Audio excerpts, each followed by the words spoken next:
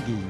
Anda menyimak dialog interaktif bersama narasumber yang berkompeten di bidangnya. Selamat mendengarkan.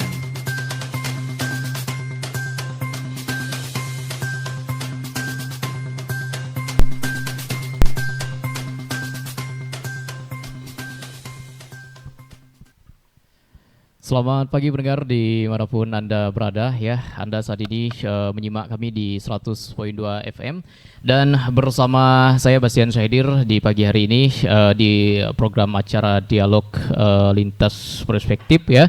Di hari Jumat 27 Desember 2024 pastinya.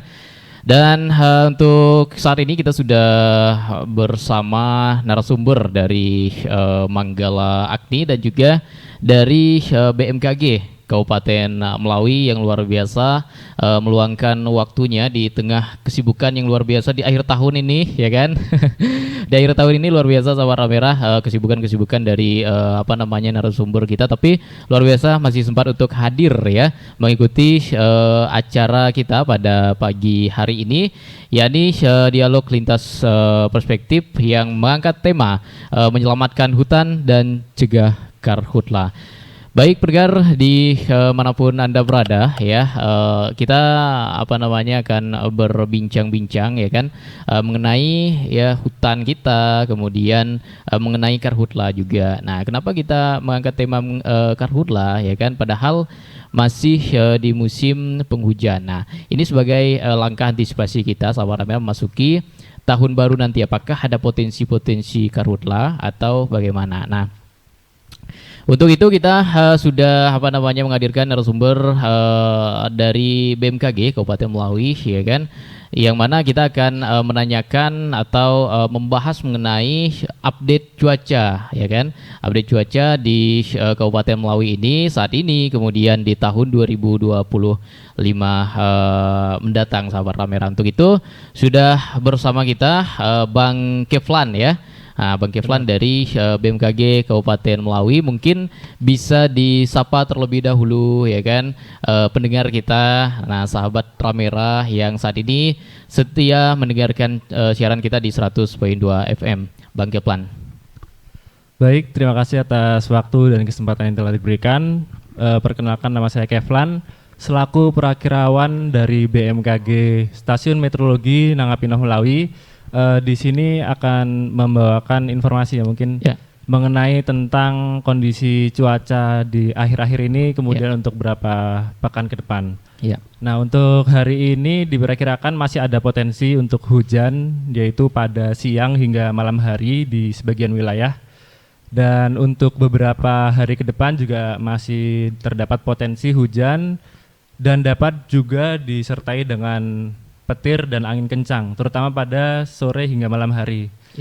Dan untuk beberapa pekan ke depan, yaitu dalam 1 bulan ke depan juga diperkirakan untuk curah hujan dasarian atau per 10 harian masih menunjukkan kategori curah hujan dengan intensitas yang menengah. Jadi masih ada potensi hujan hingga 1 bulan ke depan.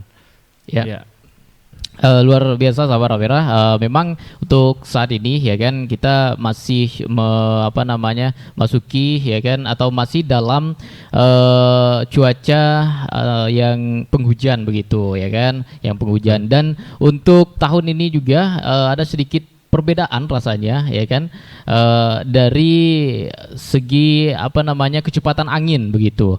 Nah, dari segi kecepatan angin yang rasanya lebih kuat dari tahun-tahun sebelumnya. Ini gimana dari BMKG melihat hal ini? Apakah ada kejadian-kejadian khusus atau bagaimana terkait dengan angin kencang beberapa hari atau beberapa minggu ini yang sering kali terjadi, Bang Keflan? Untuk kejadian angin ini kan memang saat ini juga sedang adanya kondisi secara global, yaitu kita masuk ke dalam namanya muson Asia, di mana memang muson Asia itu ya sebuah periode yang biasanya terjadi untuk terjadinya hujan, dan juga ditambah dengan adanya La Nina ya. Jadi memang ada pengaruh juga sehingga, dan terkait juga ada beberapa kali terjadi siklon di beberapa wilayah Ya. di Samudra Hindia dan di Samudra Pasifik, tentunya dapat berpengaruh juga kepada terbentuknya angin gitu. Ya.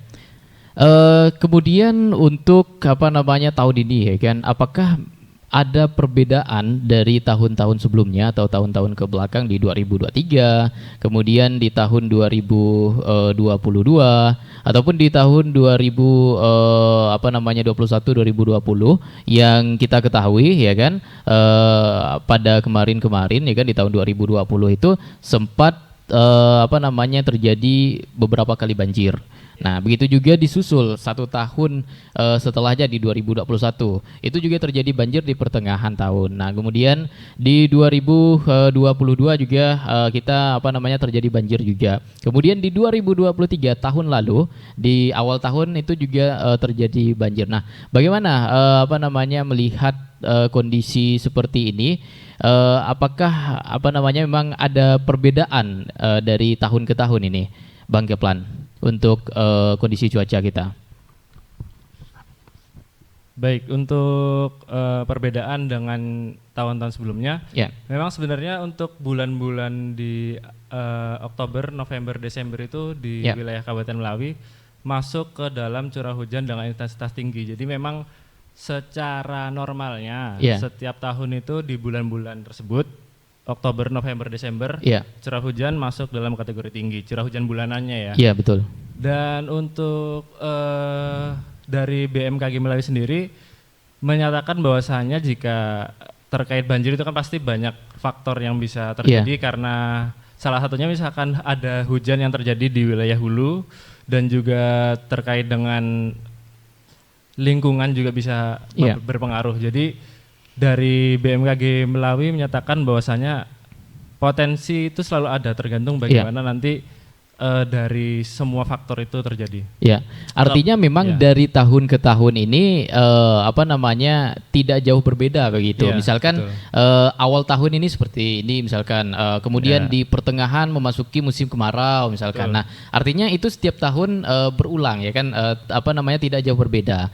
Nah, kenapa kita tanyakan hal ini? Kenapa kita bahas hal ini? Supaya kita bisa memprediksi kan, atau paling tidak bersiap-siap dahulu lah ya kan, terkait dengan yang kita bahas ini, karhutla sahabat Ramera. Nah, kemudian kita masuk kepada topik pembahasan kita ya kan di pagi hari ini mengenai karhutla itu sendiri. Nah, dari BMKG ya kan, dari BMKG Melawi ini bagaimana memantau kondisi ya kan, kondisi cuaca di Kabupaten Melawi ini, atau yang mungkin berpotensi menyebabkan karhutla ya kan, atau jadwal waktu-waktu. Nah, mungkin bisa diupdate untuk di Kabupaten Melawi ini, Bang Keplan. Baik, mungkin untuk saat ini kita berbicara tentang karhutla kan. Nah, untuk beberapa bulan ke depan memang, dan saat ini sudah saya jelaskan tadi bahwasanya di wilayah Melawi juga terpengaruh oleh adanya monsun Asia dan juga La Nina. Dan untuk La Nina sendiri itu nanti diperkirakan akan berjalan hingga April 2025. Jadi dengan adanya La Nina itu akan meningkatkan curah hujan di wilayah Indonesia, termasuk juga Melawi. Nah, untuk tahun 2025 dari data yang dikeluarkan oleh BMKG menunjukkan bahwasanya pada bulan-bulan tertentu memang sudah mengalami adanya penurunan curah hujan, terutama mulai bulan Mei hingga September 2025. Dan untuk curah hujan yang paling rendah itu terdapat pada bulan Agustus 2025. Sehingga untuk potensi terjadinya karhutla itu lebih harus diantisipasi ya pada bulan Juli hingga September, karena memang pada bulan-bulan tersebut curah hujannya sudah mulai berkurang dengan intensitas menengah. Ya baik, artinya dapat kita tangkap ya kan apa namanya curah hujan yang berkurang. Nah artinya apa namanya musim kemarau ini sahabat Ramera bakal terjadi ya kan di bulan-bulan yang disebutkan tadi. Nah artinya kita bisa mempersiapkan begitu ya kan. Nah memasuki musim kemarau pastinya. Nah kemudian bagaimana Bang? Ini dari BMKG sendiri kolaborasinya atau kerjasamanya dengan mungkin Manggala Agni, kemudian dari BPBD atau lembaga-lembaga lain lah terkait dengan apa namanya pencegahan terkait dengan karhutla ini, Bang Keplan. Baik, untuk dari BMKG Melawi sendiri kami memiliki beberapa program seperti acara yang kemarin sudah dilaksanakan pada tanggal 2 Desember 2024 yaitu Coffee Morning. Itu kan mengundang semua instansi-instansi pemerintah dari mulai vertikal hingga horizontal yang ada di wilayah Kabupaten Melawi untuk mengupdate mengenai cuaca pada beberapa pekan ke depan. Nah, selain itu juga kami biasanya setiap 10 hari itu akan mengeluarkan informasi mengenai prospek cuaca dan iklim dasarian dan itu akan memberitahukan kepada Pak, dan itu berbentuk surat resmi ya, jadi bisa diberikan kepada instansi-instansi yang membutuhkan, instansi-instansi terkait jika terdapat peringatan dini terkait adanya potensi hujan deras ataupun banjir, angin kencang ataupun juga nanti saat waktunya karhutla itu akan diinformasikan. Ya artinya memang dari apa namanya BMKG ini sendiri apa namanya sudah luar biasa kolaborasinya, kemudian terkait program-program yang telah dilaksanakan bersama dengan instansi atau lembaga-lembaga lain dalam hal apapun ya kan, ya secara khusus mengenai cuaca begitu, update cuaca baik itu karhutla, kemudian apa namanya banjir juga dan juga bencana-bencana alam yang lainnya begitu.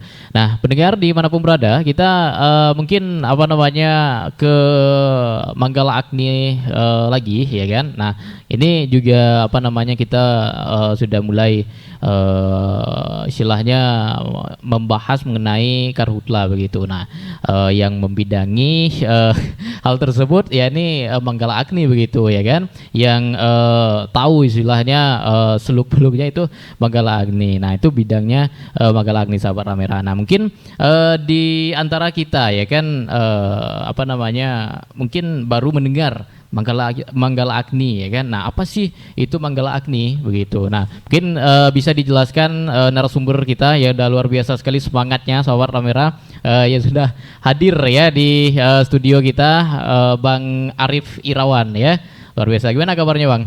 Alhamdulillah baik. Alhamdulillah baik. Boleh disapa untuk sahabat-sahabat kita di rumah ya kan yang saat ini mendengarkan siaran kita pada pagi hari ini, Bang Arif. Terima kasih atas waktu dan kesempatannya yang sudah diberikan kepada saya. Di sini saya ingin menyampaikan terkait kebakaran hutan dan lahan. Iya. Sebelum saya menyampaikan materi ini, saya perkenalkan dulu Manggala Agni itu apa. Iya. Manggala Agni itu Brigade Pengendalian Kebakaran Hutan dan Lahan. Iya. Terus proksi utama Manggala Agni itu yaitu pencegahan dan penanggulangan. Penyebab utama karhutla itu sendiri disebabkan dua faktor. Yang pertama faktor manusia dan faktor alam. Faktor manusia dan faktor alam. Nah mungkin bisa apa namanya dijelaskan juga faktor manusia itu seperti apa, kemudian dari faktor atau segi alam itu seperti apa Bang?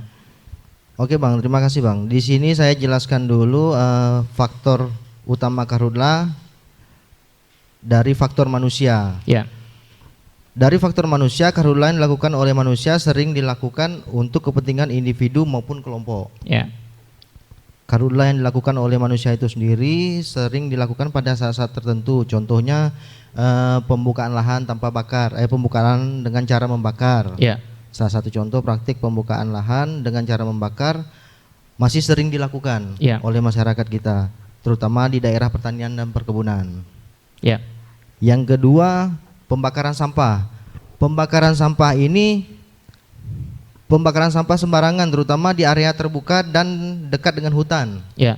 Salah satu contoh biasa kita dapat ada masyarakat yang sedang memancing di saat musim kemarau apa kan? Betul. Mereka bikin bakar-bakar ikan gitu kan, terus apinya lupa dipadamkan.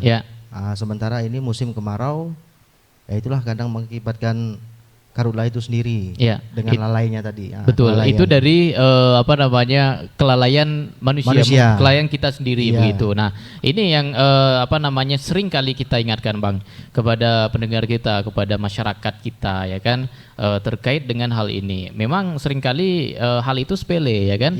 Nah, hal itu sepele, tapi akibatnya ya kan, dampaknya itu memang luar biasa.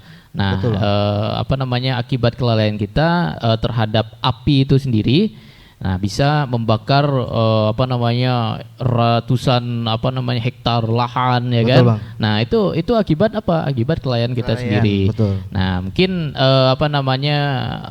untuk faktor hutan atau faktor alam itu sendiri, Bang. Itu bagaimana? Kalau dari faktor alam, karhutlah disebabkan langsung dari fenomena alam yang sama sekali tidak dicampur tangan oleh manusia. Salah satu contohnya cuaca ekstrim. Cuaca ekstrim sini seperti musim kemarau yang panjang, terus suhu udara yang tinggi dan kelembapan yang rendah menciptakan kondisi yang sangat kering dan mudah terbakar. Yang kedua, faktor alamnya fenomena alam El Nino yang menyebabkan peningkatan suhu permukaan laut dan kekeringan di beberapa wilayah juga dapat memicu terjadinya karhutlah. Terus yang ketiga, faktor alamnya petir. Sambaran petir di tengah kondisi kering dapat menjadi sumber awal terjadinya kebakaran. Nah, mungkin jarang kali kita temui Bang ya. Kalau dari petir ini, ya kan. Nah, yang namanya mungkin musim kemarau begitu ya kan, musim kemarau artinya jarang kita terpikir bahwa hal itu terjadi, jadi seringkali kita abai terhadap hal itu ya kan. Nah, tapi bagaimana ini dari Manggala Agni itu sendiri mungkin bisa diedukasilah kepada masyarakat ya kan terhadap hal ini Bang. Di sini juga kita sering melakukan patroli, kita juga ada namanya kegiatan patroli. Yang pertama itu patroli rutin harian. Di mana patroli rutin harian ini kita lakukan setiap hari Bang. Kita lakukan setiap hari, gunanya untuk mensosialisasikan kepada masyarakat, terutama untuk masyarakat yang masih membuka lahan dengan cara membakar. Terus yang kedua itu kita ada patroli mandiri. Patroli mandiri juga sama Bang kegiatannya. Kita mensosialisasikan kepada masyarakat terkait masyarakat masih membuka lahan dengan cara membakar. Terus kita melakukan pengecekan lapangan juga terkait lahan yang rawan terbakar gitu Bang. Nah, tadi Bang Arif katakan ya kan, melakukan pengecekan terhadap lahan begitu. Nah, tadi juga sudah kita dengarkan penjelasan dari BMKG Kabupaten Melawi bahwa di bulan Mei Juni itu sudah terjadi penurunan intensitas hujan begitu ya. Nah, itu bagaimana persiapan dari Manggala Agni sendiri ya kan untuk mengidentifikasi wilayah-wilayah mana nih yang sekiranya rawan ya kan, yang sekiranya memerlukan perhatian khusus begitu. Nah, apakah ada data-data atau bagaimana untuk di Kabupaten Melawi inilah sendiri Bang Arif? Terima kasih Bang Bastian. Terkait hal itu sendiri, biasanya kita ada kegiatan itulah tadi itu patroli mandiri. Selain patroli harian ini kan kita lakukan tiap harinya. Kalau patroli mandiri itu ya seperti Bang Bastian katakan tadi, di mana desa-desa tertentu terdapat rawan karhutlah. Disitulah kegiatan kita, dibuat kegiatan untuk patroli di desa rawan karhutlah. Contohnya misal di Desa Tumbang Panjang, ini rawan karhutlahnya masih tinggi. Jadi kita adakan patrolinya di Desa Tumbang Panjang. Ya seperti itu Bang. Artinya memang apa namanya daerah-daerah seperti yang disebutkan tadi itu sudah didata ya kan, sudah didata bahwa rawan kebakaran. Nah, apa yang apa namanya menyebabkan hal itu bisa apa namanya dikategorikan rawan karhutlah, Bang Arif? Terima kasih Bang Bastian. Bisa dikategorikan rawan karhutlah itu sendiri seperti penebasan lahan, penebasan lahan di saat musim kemarau. Inilah tadi saya katakan di sini salah satunya faktor manusia, terutama yaitu tadi pembakaran sampah tadi kan, pembakaran sampah sembarangan. Terus yang paling sering ini puntung rokok Bang Wasian. Puntung rokok ya? Puntung rokok ini sering kali kita kalau udah patroli sosialisasi sama warga, kadang kita tanya sumber apinya dari mana, mereka tidak ada yang tahu. Jawabannya ya puntung rokok, puntung rokok. Masuk akal juga sih, karena di musim kemarau kan, namanya lagi lahan sudah kering kan, puntung rokok ini paling cepat. Betul. Nah, maka dari itulah himbauan kita juga kepada masyarakat, terutama bagi yang perokok ya. Di saat musim kemarau berhati-hatilah buang puntung rokok kalau kita melewati area rawan kebakaran. Betul. Nah, artinya memang Bang ini memerlukan kesadaran dari kita sendiri begitu ya. Kesadaran dari kita sendiri, sahabat Ramera, untuk apa? Untuk menjaga hutan kita, ya kan? Untuk menjaga apa namanya hutan kita, jangan sampai hutan kita ini apa namanya yaitu yang kita apa namanya takutkan tadi terjadi kebakaran. Jadi habis ya kan. Nah, karet, kemudian sawit begitu, habis semua dilalap api kan. Ini yang rugi masyarakat lain juga, bukan hanya kita yang mungkin sekedar membuang rokok ya kan.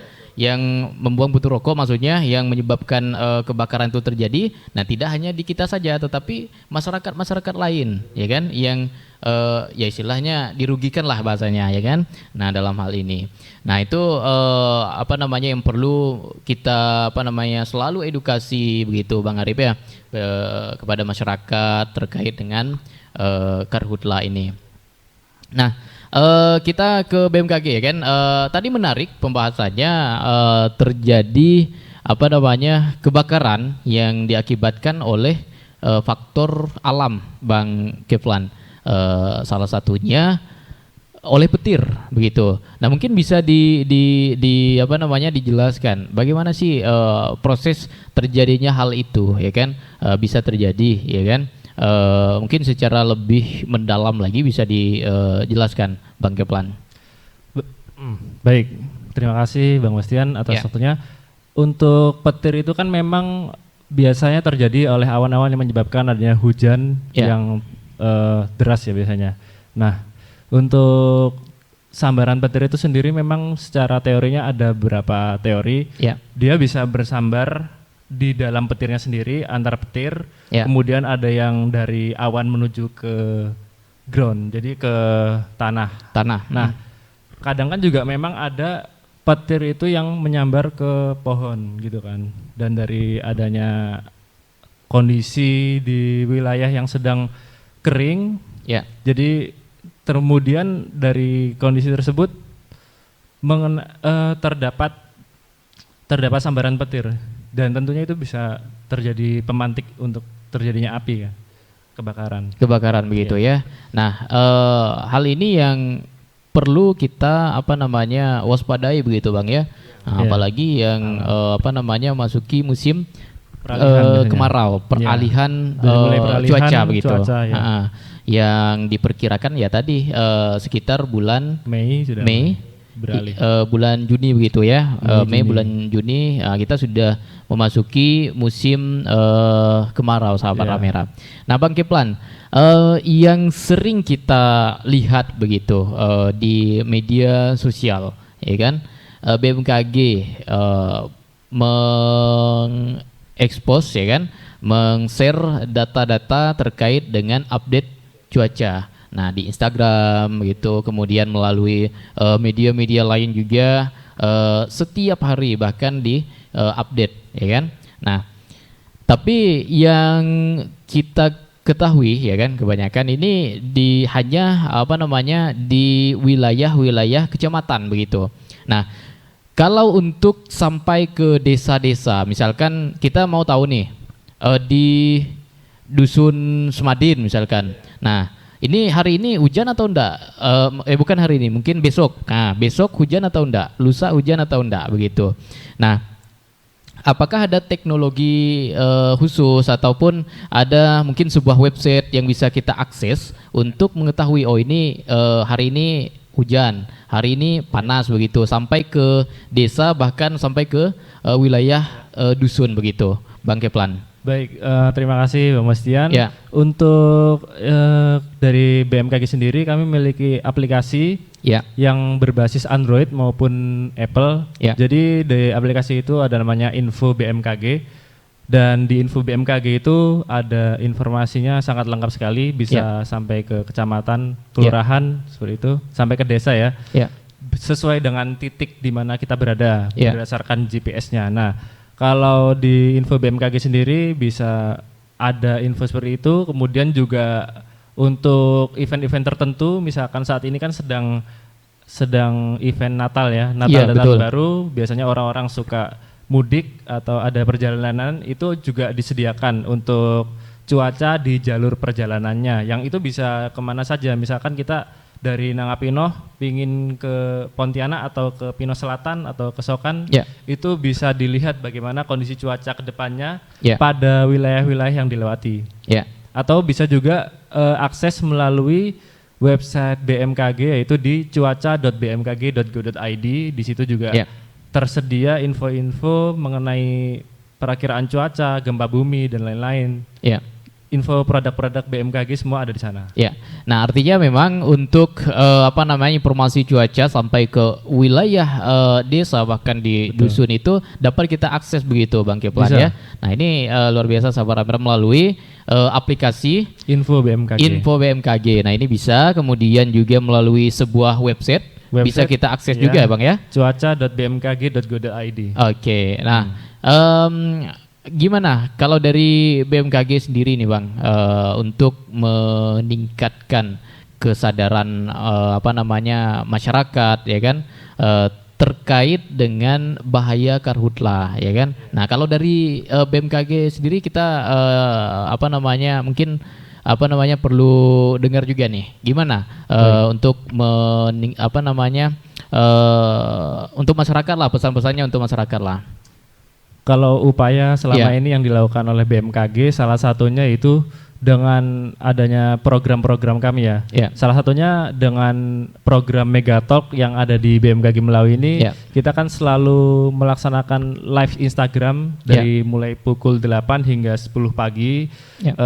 Itu akan menjawab semua pertanyaan-pertanyaan terkait cuaca, ataupun kita juga menjelaskan mengenai himbauan-himbauan seperti itu, misalkan harus berhati-hati karena sekarang posisinya kita ini berbahaya akan adanya potensi angin, atau misalkan nanti waktu adanya potensi karhutla, kita juga menginformasikan bahwasanya jangan melakukan pembakaran yang tidak diperhatikan seperti itu. Kemudian juga melalui program yang lainnya, yaitu seperti Coffee Morning, itu kan kami biasanya mengundang juga ada dari camat daerah-daerah di wilayah Nangapinoh, di wilayah Melawi, untuk memberikan informasi bagaimana kondisi cuaca ke depannya, sehingga dapat menjadi salah satu acuan lah bagaimana dalam melaksanakan aktivitas di wilayahnya masing-masing, dan untuk bisa menjadi acuan supaya tidak dilakukan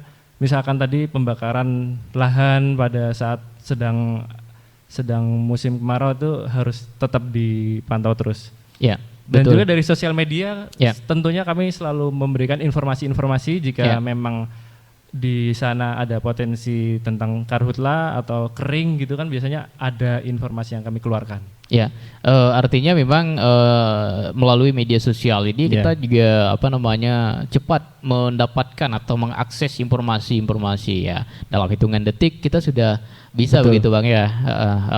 Apa namanya mengetahui besok ini ya perakiraannya hujan ya kan. Nah, kemudian apa namanya panas dan lain sebagainya begitu. Nah, inilah apa namanya akses-akses yang diberikan oleh BMKG Kabupaten Melawi, sahabat Ramera, untuk kita ya, khususnya di masyarakat apa namanya Kota Juang atau Kabupaten Melawi ini untuk mengetahui ya bagaimana update terkait cuaca di Kabupaten Melawi.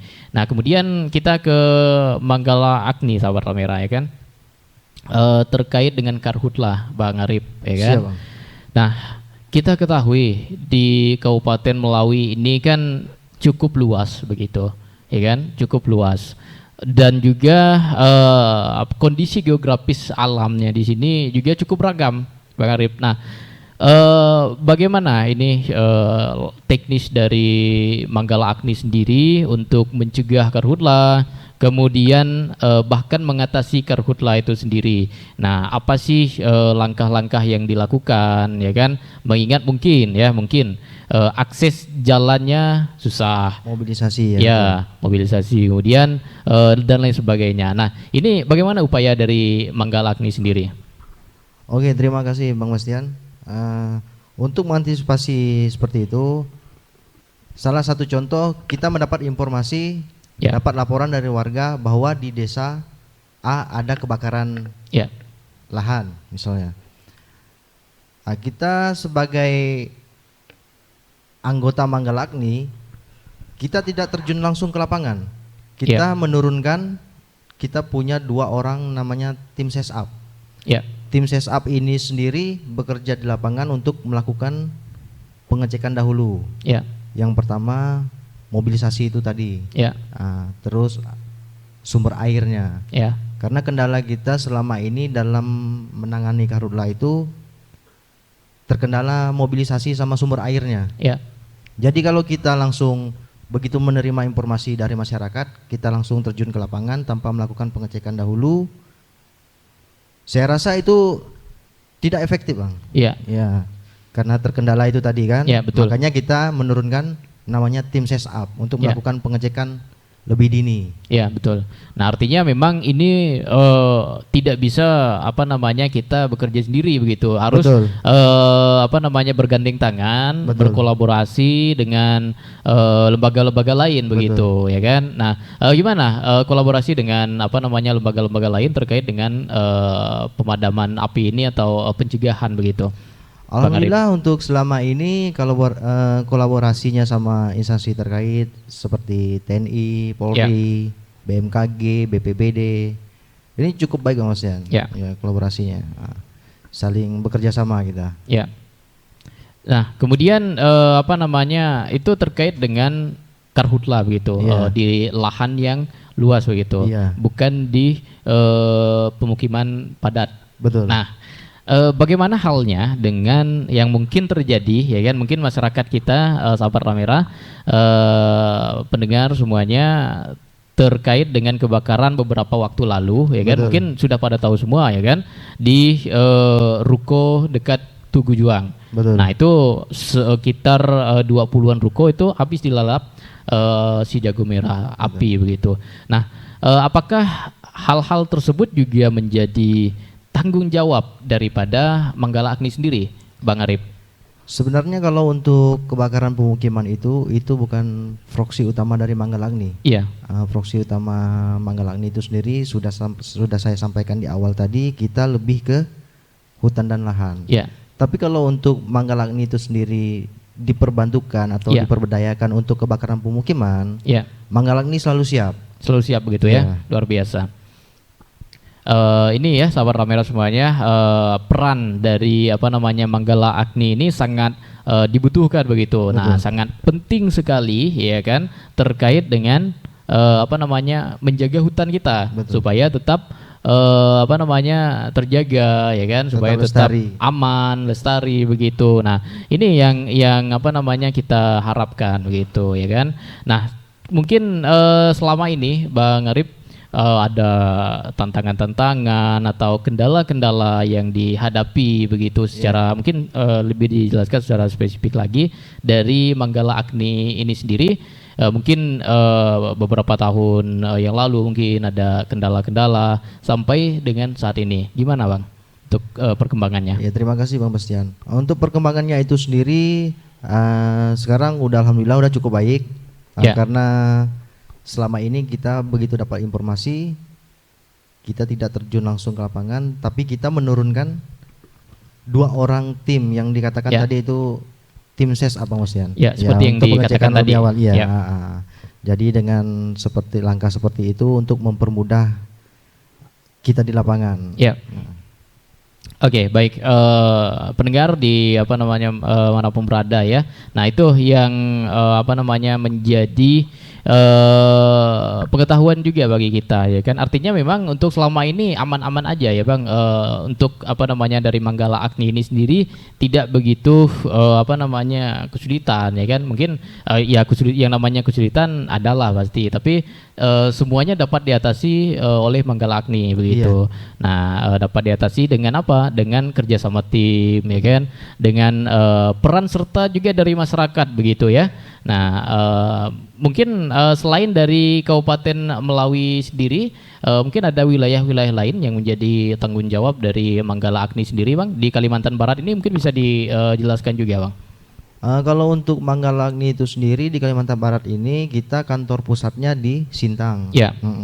Jadi kita di Melawi ini pondok kerja. Ya. Sedangkan Sintang itu sendiri membackup 5 kabupaten. Ya.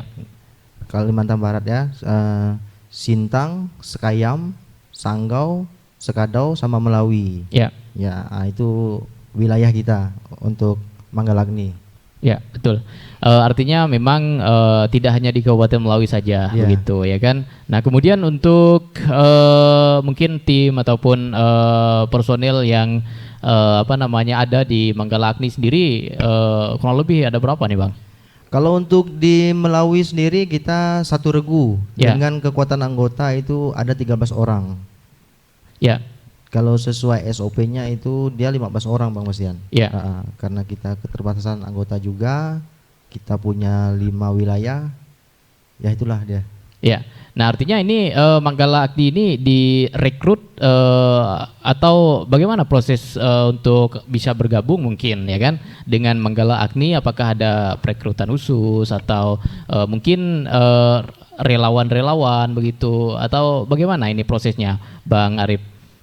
Prosesnya ada juga yang relawan, ada juga yang sifatnya khusus. Ya. Ya, Bang Hussein. Ya, nah itulah sahabat Rame Raya dapat kita apa namanya ketahui juga Manggala Agni ini seperti apa ya kan, dan tugas-tugasnya apa. Kemudian wilayahnya juga mungkin sudah kita dengar tadi ya, ada beberapa apa namanya wilayah yang tersebar ya kan Manggala Agni ini sendiri. Nah, tapi yang pusatnya itu ada di Sintang Bang ya. Ya, betul. Nah, mungkin terakhir Bang, ini sebagai apa namanya penutup juga lah ya dari mungkin Manggala Agni ya kan, BMKG juga nanti imbauannya kepada masyarakat ya kan terkait dengan menjaga hutan ya kan, terkait dengan Karhutla ini sendiri ya kan. Nah, itu bagaimana Bang? Mungkin bisa apa namanya diimbaukan untuk masyarakat. Mungkin himbauan untuk masyarakat yang masih berladang membuka lahan dengan cara membakar. Ya. Itulah pentingnya kita menjaga hutan dan lahan. Karena kita tahu sendiri bahwa hutan itu memiliki peran yang sangat penting bagi kehidupan manusia. Ya. Nah, hutan merupakan paru-paru dunia yang menghasilkan oksigen dan menyerap karbon dioksida. Ya. Nah, hutan juga menjadi habitat bagi berbagai jenis flora dan fauna. Oleh karena itu kita harus bersama-sama menjaga hutan agar tetap lestari. Ya. Nah itu ya Sabara Merah, pesan-pesan dari Manggala Akti ya, kita harus tetap menjaga hutan ya supaya tetap lestari begitu Bang ya. Iya, Bang. Luar biasa. Nah kemudian dari BMKG sendiri ini sebagai penutup kita ya, sebagai penutup di acara pagi hari ini, Bang Keplan, ini mungkin ada pesan-pesan kepada masyarakat. Nah, kemudian ada imbauan mungkin terkait dengan cuaca kita yang kita ketahui bersama saat ini terjadi, ya kan? Nah, itu bagaimana, Bang Keplan? Baik, untuk para masyarakat yang saat ini sedang berkegiatan di wilayah Kabupaten Melawi untuk dapat waspada ya, karena memang dalam beberapa pekan ke depan masih diperkirakan adanya potensi hujan yang dapat disertai dengan petir dan angin kencang, terutama pada sore hingga malam hari. Dan juga pada tadi itu di bulan-bulan Mei hingga September juga perlu diwaspadai akan adanya potensi karhutla ya, karena memang pada bulan Mei itu sudah mulai ada penurunan curah hujan. Ya. Baik. Nah itu ya sahabat Merah, dapat kita garis bawahi bahwa memang untuk saat ini sekali lagi kita informasikan ya, untuk saat ini ya berdasarkan update daripada BMKG Kabupaten Melawi pendengar, masih terjadi peningkatan curah hujan begitu. Nah tapi sudah memasuki bulan Mei, bulan Juni nanti sudah landai begitu ya. Nah artinya terjadi pengurangan intensitas curah hujan begitu.